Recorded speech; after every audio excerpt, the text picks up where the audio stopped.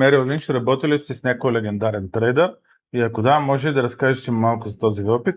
Не съм работил с никой легендарен трейдър. Ходил съм на много обучения в Чикаго на Линда Рашке и на Лари Уилямс. В самата банка, когато работех, нямаше легендарен трейдър. Имаше страхотни трейдъри, които бяха еталон за следване и от които сме се учили.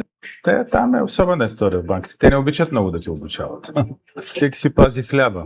Общо взето се прави, че те обучават, пък ти трябва сам с зъби, лакти, ногти, въпреки че когато те обучават в началото си зачислен към стар трейдър, той я ти обърне внимание, я не. Трябва да се бориш сам с тях и трябва сам да си пробиваш пътя напред. Легендарните трейдери, те стават легендарни после. Първо работят в банка, после се махат от там.